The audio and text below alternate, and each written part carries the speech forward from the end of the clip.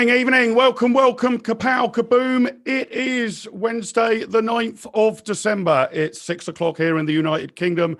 And today is a very memorable day for a whole range of reasons. On this very day, the 9th of December, all the way back in 1960, the very first episode of Coronation Street hit our screens. Well, we're not going to be talking about Coronation Street tonight, but we are going to be talking about another interminable soap opera, the talks on Brexit. But perhaps at last, this is a soap opera that's coming to an end. Also, on December the 9th, 1979, the World Health Organization announced that after a number of concentrated vaccination campaigns around the world, smallpox had been eradicated. Let's hope it's not too long before we can eradicate the coronavirus COVID-19 as well. We've got a ton to get through on tonight's show and a brilliant lineup of guests to talk us through it. So let me run through what's going to be on the show. With Boris Johnson in Brussels for last-ditch talks, we're asked whether the final Brexit hurdles can be overcome. One of the big sticking points is over fisheries, apparently. We're going to be asking, isn't this all a bit of a red herring? I should say at the outset, I've got nothing against fish. I've got nothing against fishermen. I quite like fish and chips. But it's pretty extraordinary, isn't it, that the fishing industry is one of three areas that is holding everything up. It's about 0.15% of our overall economy, employs a very small number of people. I'm sure they're all lovely people. But we're going to be asking whether actually the level playing field and discussions of policing the level playing field might be rather more important. Also coming up on the show, shot in the arm. The vaccination program got underway in the United Kingdom this week. But what's the prescription for reviving the UK economy? Business leaders remain pretty pessimistic about our long-term economic prospects. We're going to be discussing the measures needed to get the economy going again and the state we're in. Just how deep is the financial hole that the UK finds itself in and the state of our public finances. A new IEA report examines the state of those public finances and asks whether they're as grim as they seem. We'll be catching up with the report's author later on the show. And then we're going to be finishing off this evening with the topic of liberty after lockdown. The vaccine program's creating some light at the end of the tunnel, we hope, for the state of our public health. But what about civil liberties? How are we going to get all of those back? We're going to be discussing all of that and more in the next 90 minutes or so. And to help me put the world to rights, as I say, I have another fantastic array of politicians, commentators, economists, thinkers, and public intellectuals. Later on the show, we'll be joined by Baroness Fox of Buckley, or as you might have know her better, Claire Fox, the founder and director of the Academy of Ideas, independent economist and IEA economics fellow Julian Jessop, Chief Innovation Officer and Vice President of the Commonwealth Foundation in Pennsylvania. I'll be asking her if they've decided who's won that state in the presidential election after more than a month since they went to the polls. Jennifer Stefano, Grant Tucker, once of this parish, now the executive editor of the arts and culture platform, Why Now? And from IEA Home Team, the IEA's head of education, Stephen Davies. They will all be with us later on in the show. But joining me at the top of the show, it's a welcome back to the programme to Allie, Renison, the head of EU and trade policy at the Institute of Directors, formerly research director at Business for Britain, has previously advised a number of parliamentarians in both houses of Parliament on EU legislative issues, with a particular focus on those trade and employment areas. Good evening to you, Allie. Great to have you with us. Hello. Hope people can hear me this time. I was in a pub last time and the Wi-Fi did not hold up. And are you somewhere similarly illegal this time, or are you complying with the restrictions like a very good girl? Let me say I am where I'm supposed to be. Let's put it that way. That is all we need to know. And we're also joined by my good friend, Martin Ågerup, an economist, president of the Danish think tank CEPOS, the sister organisation to the IEA in Copenhagen. Very good evening to you, Martin. Thanks very much for joining us. It's a pleasure, Mark. So I want to start with Brexit. In a little under an hour, Boris Johnson will be sitting down for dinner to attempt to get some sort of deal over the line. The three things that everybody seems to agree on are the sticking points are as follows. What is a level playing field? How would that be policed? And the third seems to be a row about fisheries. I'm finding that, as I've indicated earlier, particularly annoying. And that's why we're calling this section Red Herring. The UK and France in particular seem to be acutely exercised about fisheries when it actually represents a pretty tiny proportion of our overall economy. Why is such a narrowish concern a massive stumbling block? Surely the discussions over a level playing field and how we police it, or if we police it, are rather more important. Allie, you noted on Twitter, I think, quite recently, the comparative size of the UK fisheries sector compared to the car sector. What do you make of these stumbling blocks? Am I right to be saying that the big stuff that matters is level playing field and how it's policed, and the fishing industry, nothing against it, but it is a bit of a rounding error when all's said and done, isn't it? So in the negotiations, I think that actually I have ironically, a little bit of sympathy, only because I think that fisheries is actually something that is not unique to the UK or France. It's one of the most, in terms of its disproportionality to how much attention it gets relative to the size of its contribution to most economies in the developed world, it's always a contentious issue. It always outstrips it. So unfortunately, this is par for the course. Although it's interesting that actually this time around, for all the people say that the UK is basically in the begging bowl arena, this is actually one of the areas where the EU wants continued access, where the EU wants continuity, and the UK is the one basically setting the terms for it. But you're right to say that actually, in terms of the things that I think the UK A cares most about, and B, there's probably more to care about, is on the level playing field issues. A, around what are the actual standards that we bind ourselves into, both the UK and the EU at a minimum, beyond which we won't go below, but also enforcement and how those things are notified. And I think that's actually where the UK has a bigger sticking point, is does it have to be compelled by the EU to notify things? Yeah, and I want to get onto those issues because I think those are the big important issues and quite challenging ones for free market liberals as well. Just to run through some of the numbers before I ask whether there's a similar obsession about fish in Denmark. Fishermen account for 0.03% of all people employed in the UK. It's about 12,000 of them. 20% of those are part-time. The UK fishing and fish processing industry employs 24,000 people, 0.06% of the workforce. The industry as a whole makes up just 0.15% of our economy. In France, it's 0.2%. You could, if you chose, close down our fishing industry, give every fisherman £1 million, and that would only cost you 9.6 billion, about 2% of our deficit this year, 2 or 3% of our deficit this year. Only 8% of fish caught by UK fishermen from the English Channel, almost 2/3 of it is from Scotland. Look, any fishermen watching, I love you to bits. Thanks for all the fish, but this is doing my head in. Martin, are you guys similarly obsessed about the fishing industry in Denmark? Why is this treated as if it's a massive part of global GDP? I mean, it deserves to be treated proportionately, not in this kind of slightly crazy way. Am I right? Yeah, I think you are, in terms of what is at stake here. But it has been important in Denmark in the debate. Very early on, when there were signs that the negotiations weren't really progressing the way they should, the fisheries people came out in Denmark and said, look, this is going to be a problem, and we're very concerned because we actually do a lot of fishing in British waters, and that's been part of the whole sort of European thing. And it's important to those people, and it's you always get that in when politics is involved, that you can have a small group of people that have huge stakes in an issue, hijacking the whole conversation. Mm-hmm. But why don't again, I'm not against the fishing industry. I care much more about what the final deal is on things like cars and financial services and pharmaceuticals. It's a much bigger part of our economy. So I'm just making it proportionate. I mean, I would have thought that the UK would care an awful lot about the financial services sector. And if necessary, as I say, give every fisherman £1 million as an apology that they can't pull as many fish out of the sea as they wanted, and it'd be a rounding error.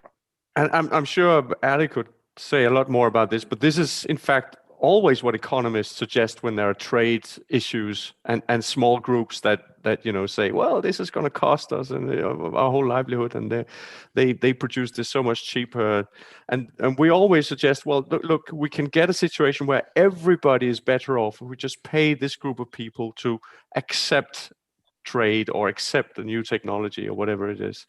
But in reality, those solutions are virtually never used, and it's irrational in many ways, and it's certainly annoying to economists. But that's the way it always is.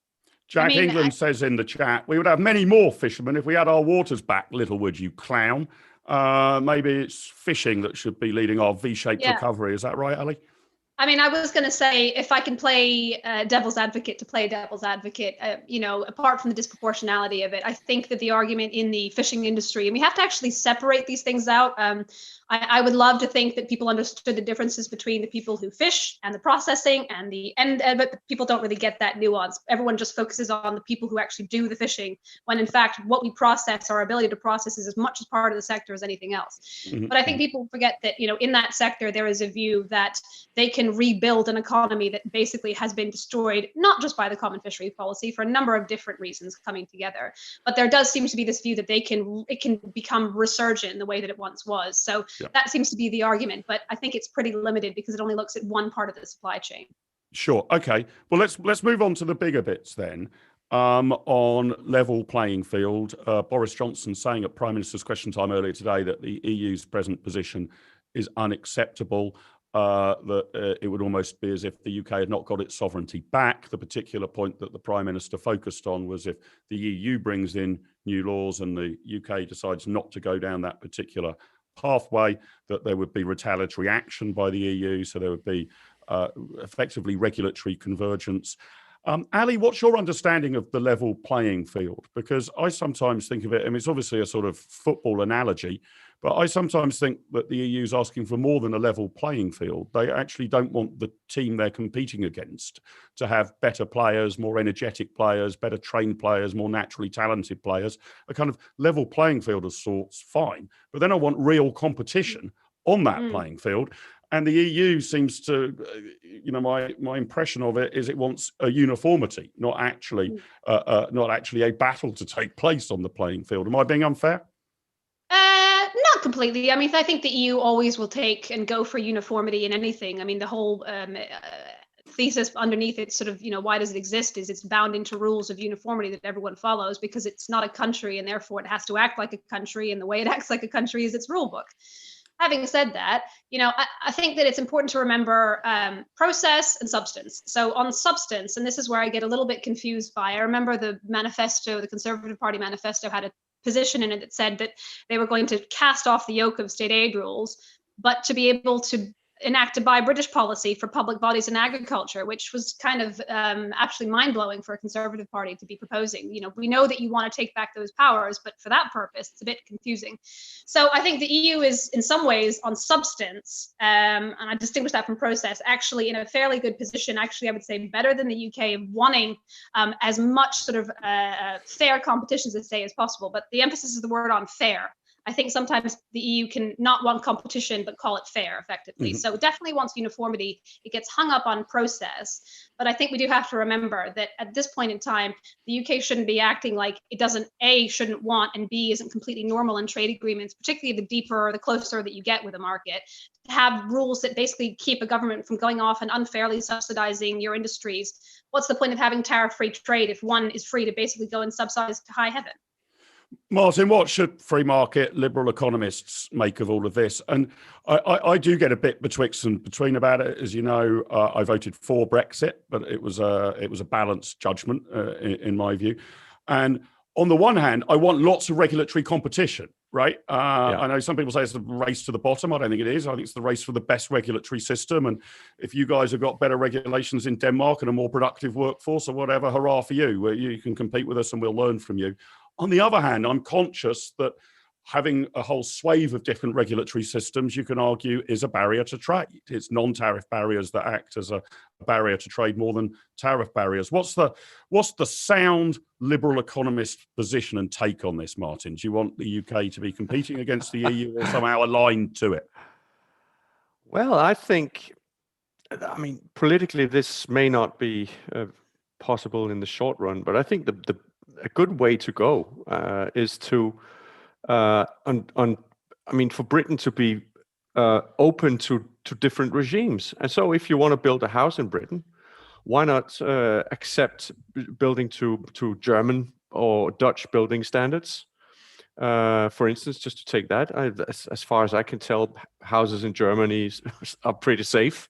So, why have this idea that every country needs to create its own regulatory system that everybody in this country has to accept and adhere to? Why not open this up? That's one way of looking at it. I know that in some areas that's not possible. You drive on the left, and if I come over and say, well, I drive on the right, that wouldn't work. And if you're building one house, maybe you should be using the one regulatory standard for the whole house. But apart from that, I think there is a lot of possible flexibility and a lot of unilateral free tradism that you can go into and say, well, okay, you can have your barriers, but we're not going to. Yeah, okay, but then the issue is, isn't it? And who polices this? So we say, right, let's say here in the UK, if a house is built to German standards, we're pretty happy with that. Presumably German standards are pretty good. But where's the policing function, right? And Allie, what's your take on that? Because if you like, the legal constitutional point of leaving the EU is that you are no longer subjected to ECJ judgments, right? That's essentially what's at stake. But what sort of protocols could be put in place to properly police these things, such that British products entering Denmark are, have some sort of kite mark or tick on them, such that Danes can be super pleased that it's safe and at least up to the regulatory standards that it claims to be? There's two separate but related things going on here. One is about, are we being compelled to follow any EU rules whatsoever? And that's become an absolutism, I think, for this government and some of its supporters. And then there's a question about how does that work in a state aid restriction context? Because the idea here is that you're supposed to be putting baselines in. And I do think that because we haven't really talked a lot about trade policy in this country for the last 40 years, there is a lack of understanding that actually subsidy control is as big a part of trade policy as anything else, as we're getting rid of tariffs. I don't think people quite understand that that's sort of one half of the equation in some respects. But the point is about, as you say, enforcement. Is the EU expecting, and I think it started off with a massively maximalist position, knowing that the UK was only looking for no tariffs, no quotas, and not much else in the way of market access. You mentioned financial services. They're not looking for a whole lot there either. The EU started out with a massively maximalist position, but basically said that, ignored, I think, the fact that the UK had said, we're not going to be aligning to any of your rules. You can have that argument separately about whether that was the right thing or not. But then the EU basically almost turned around and said, and you will continue effectively to automatically align and converge in the areas that we're doing on state aid. Now, you could get in areas that's quite difficult. So, for example, I'm a big fan personally of the EU state aid regime in terms of what it was set out to do, because the Brits had a huge amount to do with contributing to that. Back in the days when that was strong, good conservative policy, free market policy was to limit it. Now the EU is starting to use its state aid policy to question tax rulings, for example, in some dubious ways. And I think that's what the UK wants to make sure it's not being actually expected to jump to the EU's tune. Fine, we have binding standards, but do we have some kind of overarching framework that we both respect versus me just having to default to your standards? Yeah. Martin, can I have your take on this? I'm as Ali pointed out, I'm pretty nervous that some of the powers that we technically get back by leaving the EU, I would hope that we would have a government with the self-denying ordinance not to exercise those powers. And there's a danger that actually a Conservative government will take us out of the EU and then discover it can do an awful lot of socialism, state aid to failing industries and the rest of it. So I don't favour state aid actions in the United Kingdom other than in the most extreme of cases. But to be honest with you, I don't much mind whether you have a lot of state aid in Denmark and give me your products at a cheaper rate. You'd be more than welcome. If the Germans want to send me lots of subsidised Black Forest gatto, fair enough, I'll eat it. Should we be relaxed about state aid policies? Not internally myself. I don't want my taxes going on propping up failing industries. But if some other country's got those, I'm happy to take the benefit of that as a consumer. Is that the right way of looking at it? I think it is from an economist's perspective and from a society perspective, but I do understand why individual producers would consider that to be unfair and would protest against it. And that's a difficult part, and I guess taking it back to the things we were talking about earlier with fisheries, the whole issue is also about identity, where there are people there who have a profession, maybe through generations, and suddenly, because of no fault of their own, and not because they've been outcompeted in any sort of technology sense or productivity sense or leadership or anything, but simply because another country is subsidizing a product, they lose their livelihood. Mm-hmm. And I understand why people would consider that to be unfair and want their government to react, but we should try and avoid that. I agree completely with your analysis. And Britain in general should be focusing a lot more on any country. I'm not just talking about Britain, but you're in a special situation now. Should be focusing a lot more on imports than exports. Whenever people are talking about trade, they always want to maximize exports and for some reason minimize imports. Well, imports is the stuff you get free from another country. Yeah. And the only way you can pay for it is by exporting. So exporting is the bad thing you have to do in order to get all the nice stuff from the outside. It's like caring about working, but not caring about your salary, isn't it? Exactly. Let's go out there and do all this work for our employer. And if I get a salary that's really, really bad. Yeah. And Britain could, for the next 20, 30, 50 years, have a huge trade deficit. And that wouldn't harm you. Look at the US. No, they've had a trade deficit forever. Allie, you similarly relaxed before I bring some more guests in about the trade deficit. And I've noticed this as well. It's all framed, all of our talks about new trade deals are always framed as we'll be able to sell Welsh lamb to people in Texas. We'll be able to sell ceramics from the potteries to people in Australia. Why Welsh land? That's kind of fine, but I'm actually more interested in what Australian and American stuff I can buy. Yeah. I think interestingly, like listening to some of that, at the end of the day, when it comes to fair competition, when it comes to subsidy policy, like I'm really confused actually by some of the debate in this country, because at the end of the day, I'm glad we're not like the US, don't get me wrong. I'm glad we're not like the US, where they really look at market share defensively. It is not a free trade nation by instinct. And I think it's only the last 10 years I've spent in this country realizing how much the differences are. But from an imports perspective, especially, it's really important for people to start changing the narrative on trade. And it's not just about wins. Unfortunately, though, the last thing I'd say on that is that the narrative for the last 4 years, the Brexitification of trade, means that, people are sort of deciding that to turn your question on its head a little bit, that actually non-EU trade is great and EU trade is bad, and we should want to reduce our reliance. I see diversification, but I don't understand the kind of national value categorization that we've now, instead of talking about imports, bad and exports good, or vice versa, we're now talking about this part of the world is great and this part of the world isn't for trade. And that's not how businesses work at the end of the day. It's about where they can do it with the most competitive advantage. Okay, well, I want to bring in some more guests to pick up on this point, and then let's get a bit more cheery about it and plot a way back. Brexit, coronavirus behind us. So I'm delighted to be joined by Claire Fox, joining us from the House of Lords, to use her full title, Baroness Fox of Buckley, founder and director of the Academy of Ideas, former member of the European Parliament for the Brexit Party, regular, not just on this show, but on virtually every screen in the land, really. Claire, it's lovely to have you with us. How are you? I'm fine, thank you. We're also joined by Julian Jessop, independent economist, over 30 years experience gained in the public sector, the city and consultancy. He's now also the IEA's Economics Fellow and a member of our Academic Advisory Council. Julian, lovely to have you with us. Good to see you again, sir. Good to see you. Welcome back.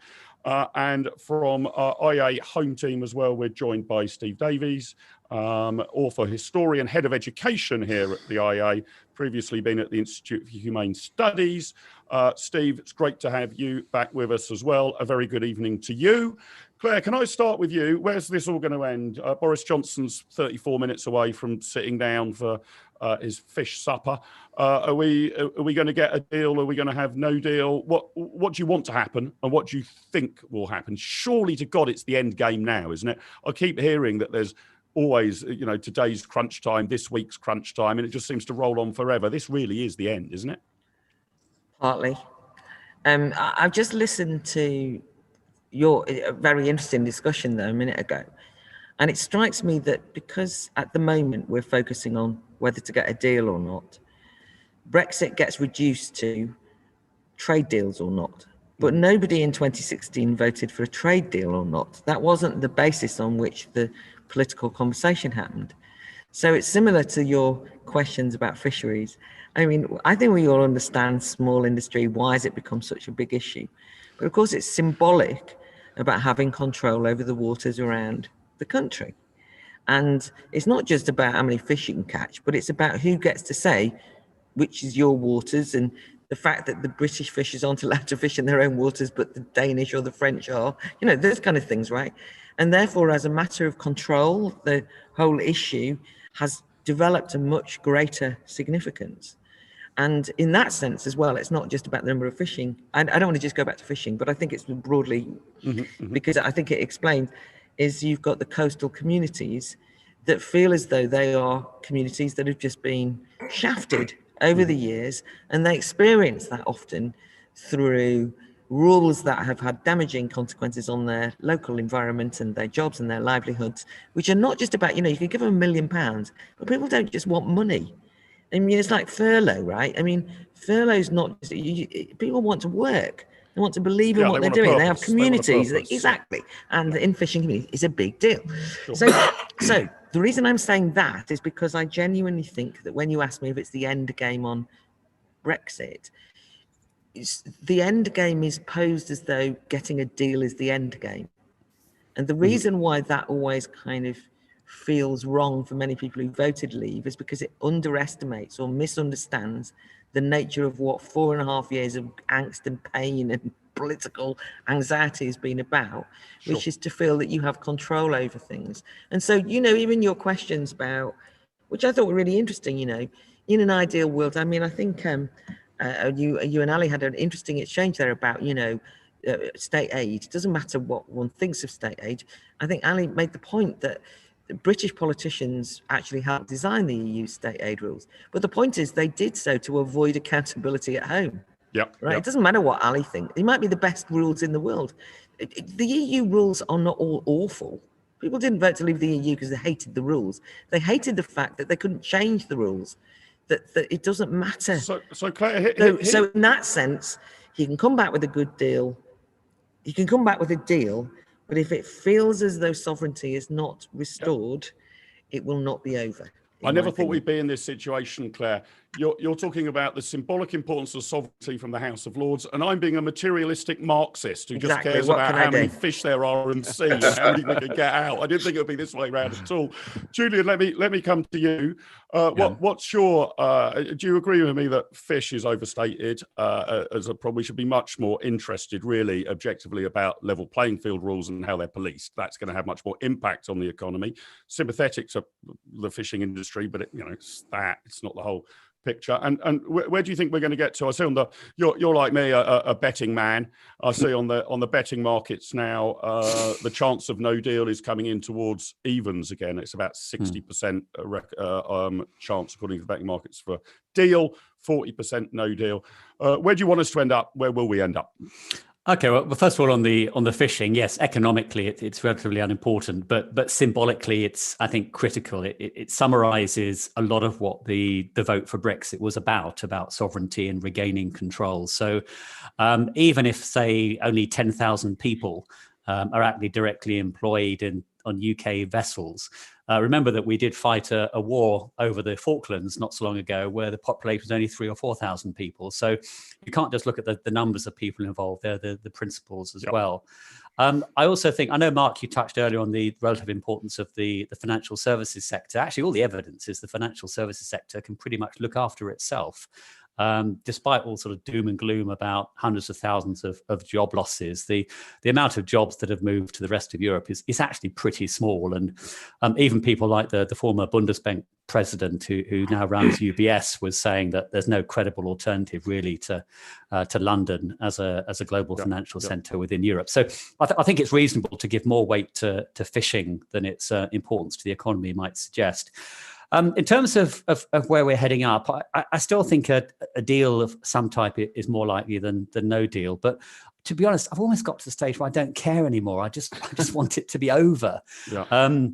And I think even if it is an outcome that may not be ideal, and I think most people would agree a deal is better than no deal, at least we end the uncertainty. And even for those sectors of the economy that would be adversely affected by no deal, at least we'd know what they have to deal with in terms of increased tariffs or customs barriers, whatever else it might be. I think that it's right to talk about pent-up demand in the economy at the moment. A lot of that is coming from the consumer side because of the build-up in savings during the lockdown. But also a lot of it, I think, could come from the business side. The UK has retained its high placing in international surveys of attractiveness as an investment destination. I think once the Brexit uncertainty is resolved, one way or the other, the economy will get a boost. Steve, what's your take? Because I think Julian's right. A lot of people have been worn down about this and was just like, somebody please just make it stop. But Claire also makes the point that there is a sovereignty issue involved. Where do you think we're going to end up? And do you think a kind of, if there is a deal, that this will be seen by Brexiteers as another betrayal and we haven't really got our sovereignty back? Well, that's the big question, and that's why I think the odds of no deal are as high as 40% right now on the betting exchange. I agree with Claire. The point is that it's wrong to think about this in terms of the economics. This is basically a political issue about sovereignty and self-government rather than economics. It happens to have an economic aspect to it, given that governments do a lot in the economy these days. And I think this is the problem with the British media and political classes' attitudes to the EEC and then subsequently the EU ever since we first applied to join in the 60s. People here have always thought of the European project as being about economic deals, when in fact it's not, as European politicians are constantly trying to tell us. It's actually a political project and endeavour. And they're very honest about that. They must get extremely irritated by this sort of condescending British attitude. Oh, they don't really mean it. It's all really just about, fish and trade and things like that. It's actually a political question. So to answer your question directly about will there be sort of cries of betrayal? Well, there will be cries of betrayal from some people, I'm sure, because that's their stock in trade. But I think whether there is will depend on whether or not there's a clear assertion of sovereign British self-government in the key areas. And it's an interesting question. I mean, apparently it all depends on a dinner between Boris Johnson and the EU president, which I find that just a bizarre way of resolving these things. Absolutely. I mean, by all means have dinner, but what a strange way of going about it should be. Listen, guys, I want to move on to the economy as a whole, to a shot in the arm, and get your take on whether we are about to spring back. The coronavirus vaccine program obviously got underway this week in the UK. What does the economy need to give it a shot in the arm? Some of the portents don't look good. Just this week, an analysis in the Times warned that almost 2 million people in Britain are, if you like, hidden unemployed, perhaps propped up by the temporary furlough scheme. They're classified as economically inactive because they're not actively seeking jobs. The unemployment rate the real unemployment rate could be close to 10%. A poll from the Institute of Directors, which I'll come back to hear from Allie about, shows that British business chiefs now feel more optimistic about their prospects for next year, but 56% of them remain pessimistic about the long term. The economy's in a hole. Brexit is leading to some uncertainties, although the coronavirus and the lockdown have been a pretty colossal hit to the economy. Allie, tell me about this IOD survey, and your chief economist at the IOD has said that tax breaks will be needed to stimulate growth, warns that demand may not spring back immediately, and many firms will have a debt hangover. What's your prescription to get us zooming forward again? not having an immediate focus on balancing the books, but not making it go away entirely. A bit facetious, but really on that where, I mean, it's just really surprising that, one of the things that I've noticed about the differences in terms of the British government response to, let's say, responses across Europe, and that is not to say we should sort of just become like Germany and throw the bazooka at everything effectively and have all that liability. But one of the things I've noticed is that all the, the noise that you hear about businesses being excluded, not accessing support, you don't really get that in any of the other countries. Because I was having a look at why the loan scheme was such an issue with state aid in the UK versus the rest of Europe. And it's because basically they've done much more catch-all schemes. And I bring that back to your question in terms of what is it that's needed, is that I think a lot of people have missed out because of eligibility rules. I think there's been, rightly or wrongly, depending on your focus, a real focus on making sure that you minimize fraud in the support schemes that have been dispersed by the Treasury. And so what that means effectively is that we haven't actually had that many broad-based measures to help give business that sort of boost and shot in the arm that it needs, pardon the pun. And I think it needs that. So in terms of what we're looking at, all these businesses who've missed out for various reasons on eligibility, whether it's the self-employed scheme, the furlough scheme, they need something that's broad-based. And so that's why we were looking at what is something that's broad-based that everyone could benefit from. Well, employer NICs, reducing, scrapping that level, that's really important because you're trying to get actually, if the aim is to, number one, do it in an efficient manner, but number two, save jobs. Why aren't we looking at measures that actually make it more attractive to people to actually retain those jobs? And there were some tax breaks, I think the factory tax has been looking at being scrapped. There was some kind of stuff that was floated by the Chancellor in terms of sector-specific sort of tax incentives to get sort of investment in sort of digital infrastructure, et cetera. But they've sort of dissipated in terms of discussion. So those are the kind of areas that we're looking at. Martin, let me come back to you. How bad's the prevailing economy in Denmark? We think, or if you believe economic forecasting number crunchers, that GDP in the UK is going to go backwards about 10 or 11% this year. Views differ, and we'll hear some of those differing views in a minute about how quickly we can just spring back, or whether it will be like 2008. What's the picture over in Denmark about how bad the economy's been hit, and what sort of remedies are you guys from CEPOS or others of your ilk putting forward as to the necessary medicine to not just make up lost ground, but to zoom forward with GDP growth at a pretty respectable clip thereafter? Well, it's less than half in terms of lost GDP. It's less than half of what you're mentioning for Britain that we're seeing in Denmark. 5% or so. Yeah, or maybe even a bit less. But it's hard to tell exactly. In terms of recovery, the way I see it is that this is a supply shock. It's not. The reason why people are not consuming isn't that they don't have the money. It's that they either and they are consuming. By the way, they're consuming a lot more in certain sectors and a lot less in others. So they're not. The reason why they're not traveling to Italy or Spain isn't that they don't have the money. It's because they can't. Yeah. And the reason why they're not going to restaurants is that they can't, or in some cases they fear getting contagion. So when this is over, I expect the economy to bounce back, and there might be some small structural changes necessary. Maybe some sectors are not going to come back completely. You'll need some structural change. But I don't see any reason why we should have a sort of a Keynesian stimulus package. But tax cuts is a great idea for structural reasons. You should cut the right taxes. I think looking at Britain, you on top of this. You have the Brexit thing, and you really need to look at how to make sure your economy is as flexible as possible. And that's about making sure that competition works, that markets work, that investment is possible, and there's an incentive to invest. So lowering capital gains taxes, deregulating the economy, making sure that you have an open economy, what we were talking about before, that sort of thing will make sure that you can transition and your economy is flexible enough to accommodate the changes necessary. Claire, let me come back to you. We as all of you, I hope know, I'll be asking you for your optimism number shortly, but maybe I seem to be the bearer of gloom here. Do you think, Claire, that the economy will actually snap back quite quickly that this is an artificial supply side depression. You know, obviously very tough for you if you're running a restaurant at the moment, but you know, as we vaccinate everybody and the lockdown ends, people will go back to restaurants, they'll go back to cinemas, they'll go back to football matches and the rest. We'll just sort of, do you think, Claire, naturally bounce back, or is there some economic medicine that's needed to help us rehabilitate and recover from this shock to the system caused by locking down vast swathes of the economy? Claire. I can see you're on mute, Claire. Sorry, you'll need to unmute yourself from your glamorous surroundings. Yeah, sorry. You said maybe we're on the end game of Brexit a minute ago, and I'm not sure.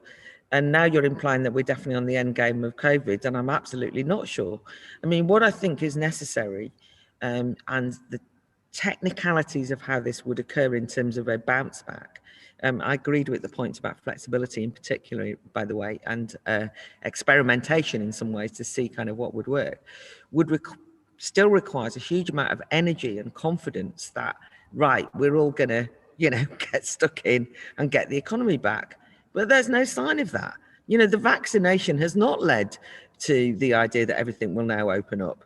In fact, the powers that be have made a great play of saying, well, we're going to vaccinate everyone, but let's think that that means we can go back to normal. Mm-hmm. So the precautionary safetyism atmosphere still pertains very much. So I can't see how the economy can recover when the only positive economic discussion that's being had is around the green economy, which effectively is a way of stultifying economic growth and demonizing it intellectually and ideologically at the same time. But this idea that, you know, we can open the restaurants, you know, or anything is actually caveated by but this might go on for months and months and months and months. Yeah. And I think that that's knocked the stuffing out of people, business people, as much as anyone else. And, you know, one of the things that I kept, you know, because I like to be optimistic. So I was thinking, great, you know, the speed with which the vaccines have arrived is an indication of things like the precautionary principle associated with the EU, by the way, that we can escape. You know, we can say we need to do this and we do it, even the ventilator challenge, all of those things. We've seen in a way that so many regulations just get in the way of that flexibility that is required. So this should be a positive. And yet, we are more cautious, more scared, more hesitant than ever before. So the thing for me is no leadership in the economy at all. Just one final thing is just on the Lords, by the way. Every debate, every single debate, all that anyone ever demands is more money. Now, it's not that I want people to have less money, but they think that the solution is throw money at it. And actually, I would suggest that you were slightly making that mistake earlier in your discussion on the EU. Mm-hmm. The solutions are not always financial in that way. You know, there is a kind of psychological thing, but also give more money to stay at home. You know what I mean? No, we don't want that, right? Invest more to make the economy productive is very different than saying we need more money to make sure that schools are COVID secure, that students don't ever meet each other in a classroom, so they have to have more technology. That's not the same as kind of a massive, huge burst of energy around economic productivity, which is what we need. Martin, you wanted to come back in quickly, then I want to take Julian's take on it. Martin. I think you'll be kicking me off this in a moment. So let me just say this. I don't know. Depends what you're about to say. Tomorrow we're publishing a study where we're looking at the literature on lockdowns, and basically what most of the literature says is that lockdowns don't really have much of an impact on how much the COVID-19 is spreading. What has an impact is people's individual behavior. And it's really surprising to me that everybody is sort of assuming that locking down the economy works. You know, if you think about how many people you're interacted with and how much has to do with, you know, going to restaurants or hairdressers or whatever, it's not a lot of it. And if people don't care, if people get fed up, they see each other, and if they get takeaway, and then they sit at home and drink beers, and they can meet 20, 30 people, and they, you know, that's probably worse than sitting at the pub. Yeah, well, that's interesting that you don't think the lockdowns had much of a public health impact, and obviously, sort of central planners ascribe all individual human behavior to whatever the law is. Whereas, of course, a lot of people would have shielded or self-isolated, even if there'd been no change to the law at all. But it's all kind of ascribed to the law as if human beings automatically follow that path. Julian, let me come to you before I get Allie and Martin's optimism numbers.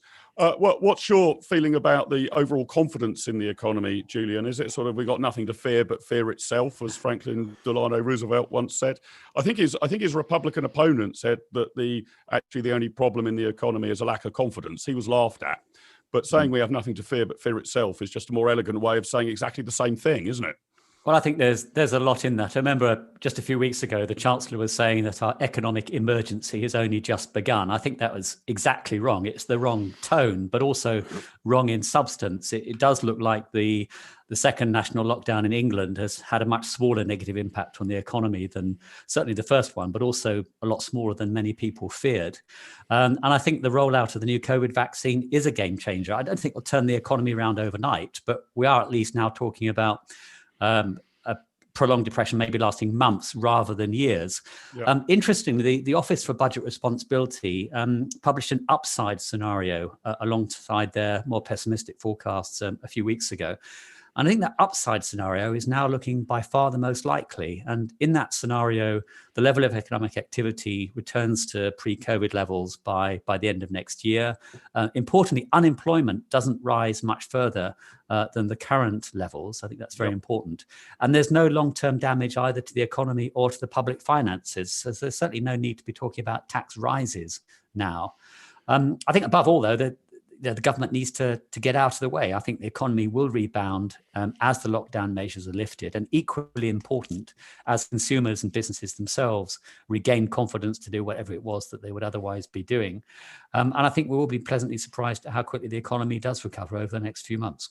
Okay, quite upbeat then.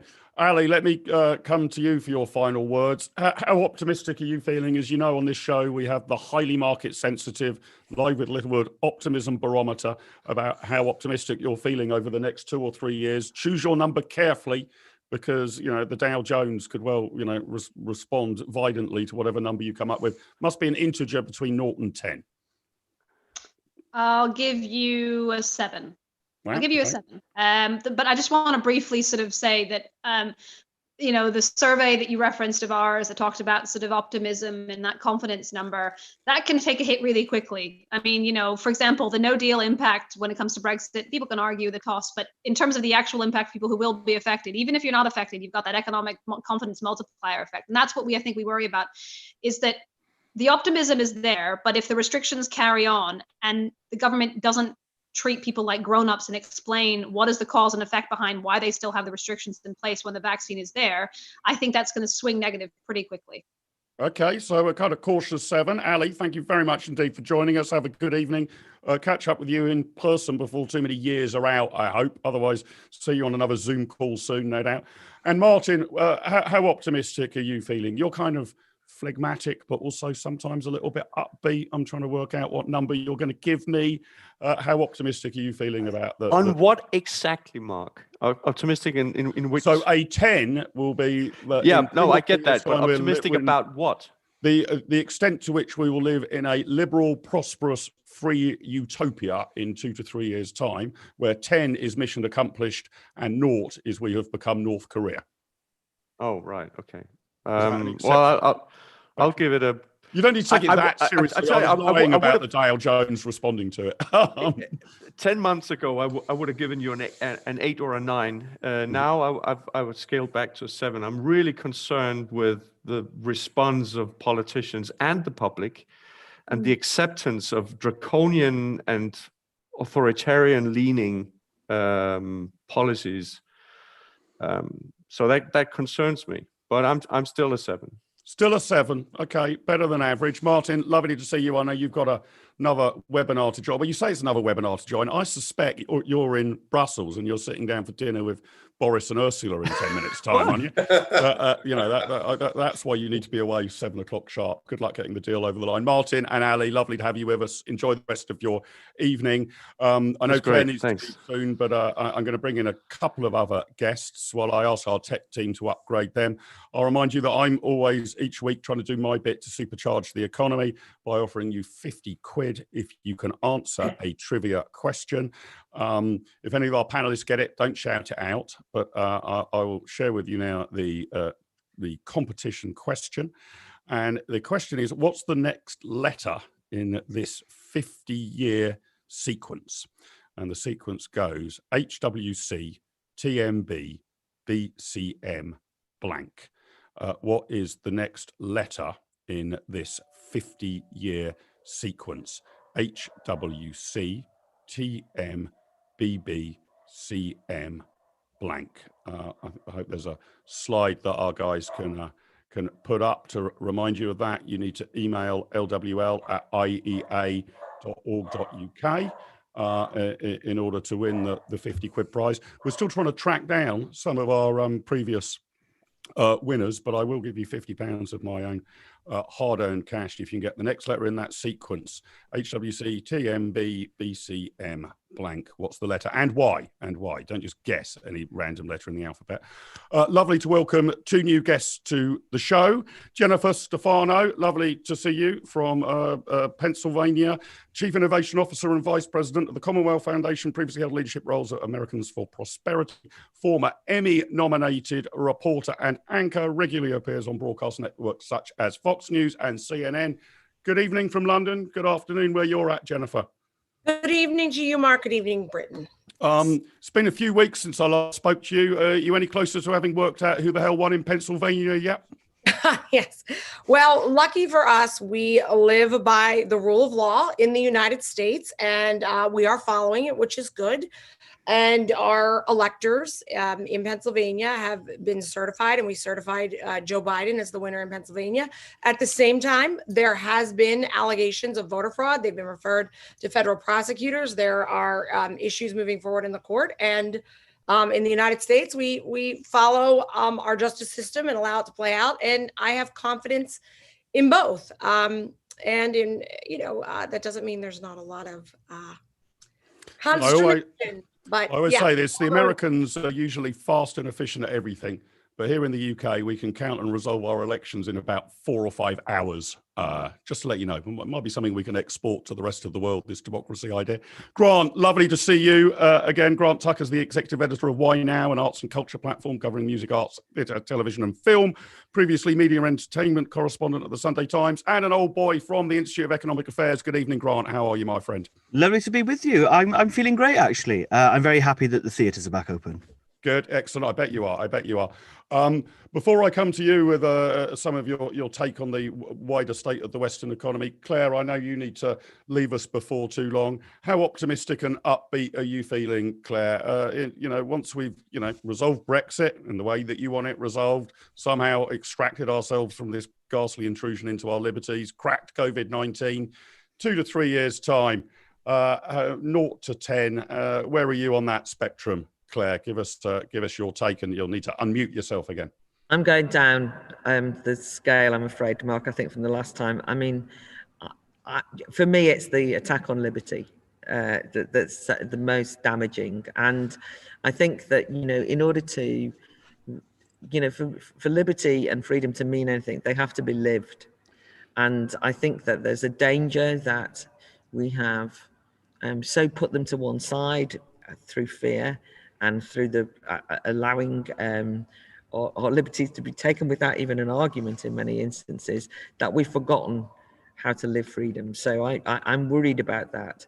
I want to be, somebody was saying about the vaccinations. I really want to be optimistic about the vaccinations technically. First of all, I'm excited that science has done this. Yeah. I mean, I'm really excited. But I'm also just conscious of the fact that when people ask reasonable questions, like say, well, it didn't take long to make the vaccination, or can you tell me what the side effects are? They're immediately cast out as anti-vaxxers. There's serious discussions about having them silenced and censored. And and I've then found that has fueled a kind of conspiratorial mindset. And so perfectly sensible people have then started to try and interpret and understand the world through these weird sort of explanations of Great Reset and so on and so forth. So that makes me a bit pessimistic as well, because it means that rational, open debate and discussion that should be able to resolve some of the arguments that we have in society is getting squeezed into a smaller and smaller spot. And that is something I'm very worried about. But, you know, people are always open to an argument. So I'm going to say about 5. Wow. But we have to fight. You're going to have to fight to keep it at a 5. Nothing. Well, let's put it this way. I would not say things will go back to normal unless there is an argument and lots of discussion, and people who believe in freedom make the case for it in a new way. Okay. Big challenge for us. I know you'll be making that case for freedom from the benches in the House of Lords, Claire. With some irony, I get that. Lovely to see you. Thanks very much. Everyone. Enjoy the rest of the evening. Always great to have you on, Claire. Julian, I know that you need to leave us before too long as well. But before you do, I want to talk about this new report that you've got coming out. The state we're in, we're calling this section. Pandemic's caused a huge surge in public borrowing and debt. Can the government keep on borrowing, or has the UK maxed out its credit card in effect? Will the rollout of the vaccine improve the outlook? How on earth do we pay for it all? As I say, Julian, you're the author of this new IEA report about the state of the public finances. Tell us about it. How bloody and bad is it? Well, it's good news in the short term, bad news in the longer term. The short term good news is that, you know, people are talking about the need to raise taxes to pay for COVID, but actually all the government needs to do is to continue rolling over the debt and meeting the interest payments. And as long as the interest payments remain anywhere near as low as they are now, then it's a relatively small burden to bear. It's also worth stressing that interest rates are likely to remain relatively low for the foreseeable future. And by relatively low, I mean compared to the growth rate of the economy. So it's possible that economic growth will rebound, and I hope it does over the next year or so. And interest rates might then rise, but actually overall for the public finances, that's quite a good outcome. You know, stronger growth will more than offset any increase in the interest bill. And then finally, you've got the positive, the boost from the rollout of the vaccine. And I think then we're talking about the OBR's upside scenario where taxes don't need to rise at all. So that's the good news. The bad news, though, is that the longer term outlook for the public finances is still pretty grim. You know, as a side effect of the aging of the population, the state could have to spend a massive amount of money on things like state pensions, the NHS, adult social care, and so on. There's that big longer term challenge we need to face. And also a side effect of the big increase in spending we've had over the last year or so for good reasons is that some people seem to think the government now has a blank check to spend whatever it likes, which simply isn't true. It may not have no difficulty finding the money, but any money that government spends is taking resources away from the private sector. We know how awful the government is at spending money. The pandemic, if anything, has reinforced this. And also, if the economy is back to normal and the government is still spending anywhere near these levels, we get an inflation problem as well. So unlike some people, I'm not concerned about the need to fill a fiscal hole left by COVID. But it has reinforced my concerns about longer term outlook, particularly if the government thinks that it can spend as much as it likes whenever it likes. Okay, short term, we shouldn't panic too much. The longer term, structurally looking pretty grim. We put in the YouTube chat an article you've written for CapEx, Julian, about the findings of your report. I guess that flows in because you've got to go at 7 o'clock as well to have dinner with Boris and Ursula. Is that right? You've suddenly got a flurry of people saying they've got to leave by 7. I guess you're all sitting down with the Prime Minister for your fish supper. So, Julian, what's your optimism level before I let you go? Well, it depends exactly what the question is. If it's optimism about the outlook for the economy over the next couple of years, then I'm 9 out of 10. If it's about your more usual question about, we're going to live in, a free market utopia or North Korea, then I'm somewhere in the middle, because I think that the response to the pandemic has encouraged people to think that state intervention is the solution to all of our problems. So whereas normally I might be coming in at 7 or 8, I think I'm a bit closer to 5 or 6 now. Okay, I need you to pick an integer. I always ask people to pick an integer, and they always give me a half number or 3 numbers. 6. 6. Okay, so we're just about keeping above that 5 out of 10 line. Jennifer, let me come back to you. We're still sort of going through the sort of potential change of administrations, but the USA over recent years has had a pretty decent economy, good economic growth. We've actually seen some tax cuts, and I think I'm right in saying the biggest program of deregulation in our lifetimes in the Trump administration. But what's the long-term outlook for the size of the state in the USA? Are you, like we are in Western Europe, spending money like there's no tomorrow? Because if you do that, eventually there won't be. Yes, and not only that, we've sort of lost the debate around spending cuts. While I think, look, President Trump slashed taxes, we had huge investment into the United States from American companies from abroad.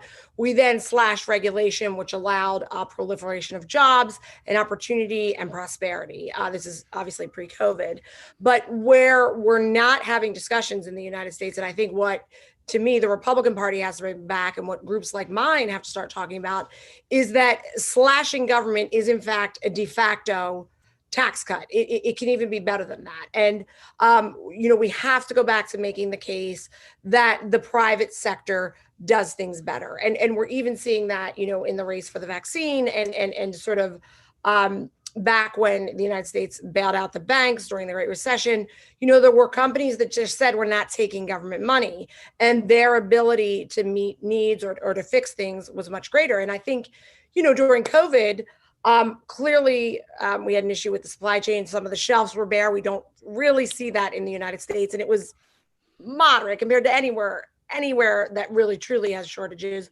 But like that, we turned it around. Now we have more ventilators. I mean, I think we're giving one to every citizen for Christmas. We have more hospital beds, more toilet paper, more Clorox bleach. I mean, we just, we have so much. Truly the land of the free and the home of the brave. I mean, yes, and plenty of paper for everybody. Plenty.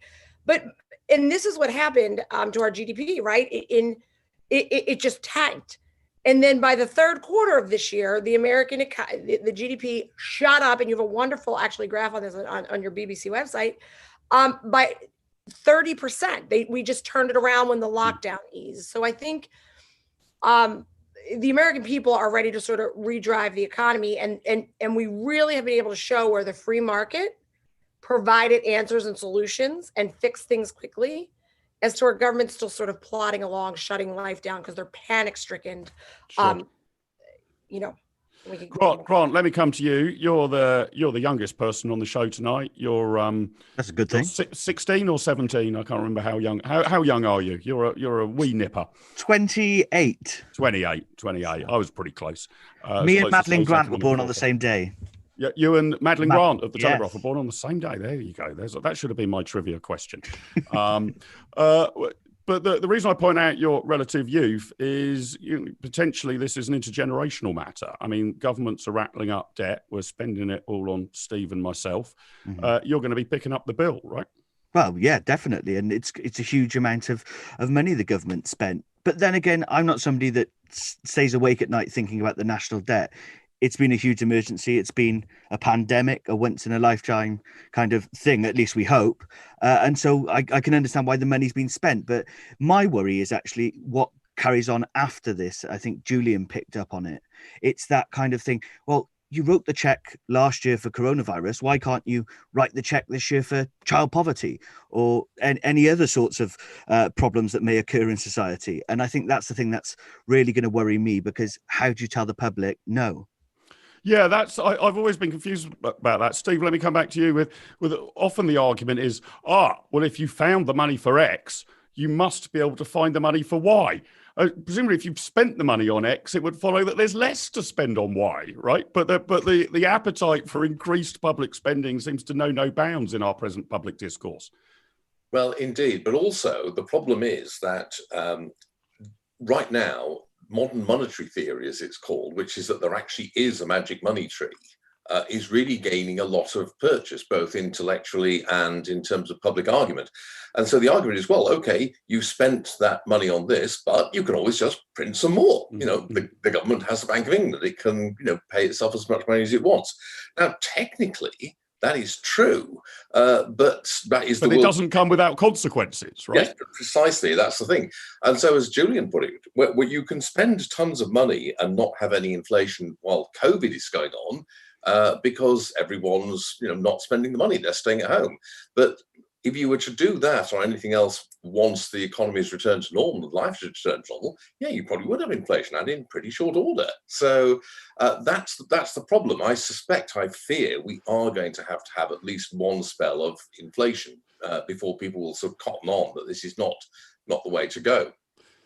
Really interesting. Jennifer, have you got is there the same mindset in American public debate? We can just print it more, don't worry. There is basically a magic money tree, it's all sort of magic, really. I mean, just sort of turn on the photocopiers and the printing presses and hey, everybody can have their own ventilator. What's not to like? Have you had this modern monetary theory sort of stuff that just seems to me mathematically incontinent over there as well, that we can just spend, don't worry, the bill will never arrive? Well, sure. I mean, on the left in the United States, that's the whole mantra, that if we just had more of this magical money, and in America, it's not we'll print it, which we technically could. It's let's take it from the rich, as if that's just an endless well, and they'll keep being rich and producing if we just keep taking it from them. But there is a huge and vigorous opposition to that, and always has been. And what I see is that's very helpful in the United States. Obviously, our current president sometimes doesn't stay on message of fiscal restraint. He talks about other things. The likely incoming president, is going to lean socialist, is going to mean left. But we have lots of national superstars in politics. Our governors, our local politicians can make national headlines, and they're really excellent opposition voices to, say, a Joe Biden presidency, to talk about why you just can't be printing the money, why you simply have to think about today that we can't keep giving people extra unemployment. And Americans don't like that. Mm-hmm. Americans like to work. In all the polling I've personally done, and in polls, if you ask them between, do you want more bailout money on Corona or do you want more opportunity? Americans choose opportunity, even in the most, democratic, which is our left, which is our socialist states. The Americans want to work. We want opportunity. And when you frame up government spending as the killer of opportunity, and you have really excellent spokespeople out swinging, Americans get it. And I think if you look at this election, I know everyone's focused on Trump, but down ballot in local government, from the government, the Congress, these are powerful positions in the United States. Local government's powerful. Where the Democrats didn't perform as well as expected, perhaps. Yeah. They got their teeth kicked in hard because socialism doesn't sell in the United States. Grant, Biden knows that as well, though, doesn't he? Because the cabinet which he's just appointed, they're hardly socialist figures. They're middle of the road centrists. He will not change. Here's the optimism. Joe Biden will not change any of the economic policies that led to the prosperity prior to coronavirus that President Trump put in. He won't change them. Why? Because he wants to keep his job. And the people who have to get elected in 2 years for our Congress are going to go nuts if he jeopardizes their reelection. They're going to move farther away from socialism. They're going to be more free market, more pro-prosperity, pro-opportunity legislation, ideas, and messaging. And it's our job to not let them slip through and pretend to talk that way, but actually pass legislation that's opposite. Well, that's kind of cool. You've put my mind to rest, Jennifer. I mean, I don't care if people talk socialism as long as they practice free market libertarianism. I'll take that. I don't care about the slogan. I care about the policy. And you think that the USA will stay on broadly free market lines, yeah? Well, look, I still think America's not free market enough. I think government is entirely too large. I think it's in places it shouldn't be at all. And I think our spending is outrageous. But like with weight gain, right? Like, you have a cake in front of you. You're like, if I eat this, I'm going to gain 10 pounds. Well, it's the same thing. Like, you're young, you're going to pay the bill. Well, I don't really care. But I think what I find work is talk about what would I do if I wanted to fail, and make America think about that. And I'm writing actually a piece on what I would do if I wanted America to fail. And it works with diets too, by the way. And nobody wants that in the United States. They don't want America to fail. Even the socialists, think that's the way. Some don't, but many think that's the way for America to succeed. But when you really examine it, and again, you have to remember, Mark, I'm an American. So like our optimism starts at 10 and goes up. Yeah, I'm expecting a 25 from you when I come to your number, Jennifer. Grant and Steve, I wanted to come back to you on the way we approach these sort of holes in the public finances. We've already touched on this sort of myth, Grant, that, we can spend forever and, that somehow there really is a magic money tree. We don't need to worry about it. Or if we do need to worry about it, it's, for generations ahead. I don't need to worry about it. I'm in my late 40s. But we also seem, don't we, Grant, although Jennifer's pointed out the view might be a bit different in the States, what I worry about is we seem to treat economic growth and progress as if it's sort of entirely God-given, that, the GDP growth number is sort of, just something in the air. It's not something that's a feature largely of government policy. And of course, it is a feature of government policy. But people seem to think it's, government growth is just, GDP growth is just something that happens to us, rather than that you could actively pursue a set of public policies to try and get growth up to 4%, 5%, 7%, let's be optimistic. So the sort of growth is fixed, it seems to be in most people's minds in the public discourse, but money is free. Don't we need to get back to explaining what it is that actually gets growth going? Because by God, that actually mitigates an awful lot of these problems if you can really start moving forwards. Well, the IEA are always speaking the virtue of the free market gospel, and we know what creates growth. But I'm actually quite optimistic in terms of going forward on productivity. Of course, coronavirus has been horrible for the last year, but going forward, it's changed a lot of our practices, outdated practices. For instance, take this, what we're doing right now on Zoom, that people used to travel 2 hours on the train to go meet somebody in an office. Well, I think actually this is a permanent change now. People won't go back to that. That's a little slice of productivity that we've gained, a little bit of future growth. And you times that by, okay, in the short term, unemployment's going to be horrible, put bluntly. But actually, the high street at the moment, the idea of going out, viewing some clothes, deciding whether you want them or not, stopping for a few hours. Now people just go online, buy their clothes, and they've got into that new way of thinking. So I'm quite optimistic that productivity is improved by small innovations this year. Grant, you disappoint me. Don't you miss me? It's much better to see you and have a bottle of wine downstairs at the IEA than chatting over Zoom and YouTube. What are you talking about? But if it was a business meeting, I'd rather do it on Zoom now, I think. But if we were to have relax and every unwind, business meeting with you has a glass of wine. Come on. That's true, and a Scotch egg now. A Scotch egg, a substantial meal. Yeah. But you're right that we do need to keep just emphasising what it is that causes growth, and it's not rocket science. We know what it is. It's low taxes. It's encouraging the free market. It's letting businesses get on and create growth. It's not hard. Steve, do you think I'm onto something on those, if you like, on our side of the ledger, need to talk more about growth being a choice? Obviously, it's affected by external events. And, if a pandemic hits you, that's going to knock growth backwards compared to a pandemic not hitting you. But it seems to me too much that it's treated as a form of nature rather than a legitimate public policy objective to get growth up a couple of ticks. Yes, indeed. And also it's worth saying that there is a noisy minority who think, oh, growth is bad and we shouldn't have it. But that's an argument which, fortunately, is easy to win. But I think the thing to do, actually, is to not only make the point that growth is not something inevitable or natural, that, for the most of human history, we've never had it. The other point to make is that growth is not money. Money is just a symbol. Growth is about more stuff and being able to do more things. Yep. The money is just the way you represent that. And I think that's the point, just to constantly bang on about is the actual physical productivity and the way in which life is made better by it. And I agree with Grant. I think we're going to see I think unemployment actually, like as Julian said, I don't think it is going to go up that much. What you will see a lot of, though, I think, is in most countries actually, is a lot of job churn. A lot of people are going to change their jobs in the next year, I think. And obviously, the more flexible the economy is, the more quickly that will happen.